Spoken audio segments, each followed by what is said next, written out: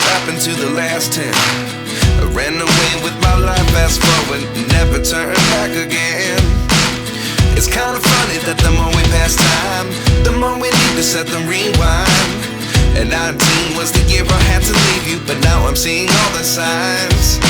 Is this really happening? I can't believe it's true. I'm just as surprised as you. Is this really happening?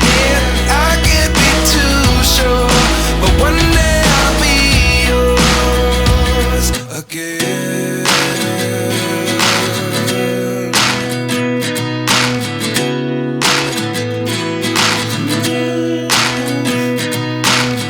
Life lessons come one in a dozen. The other 11 get something from nothing. I sit here looking for an answer. Maybe the biggest question was in the last chapter. You gave me the soul I have today. Without you I never could have moved away. But now I see what you teach. I do believe I always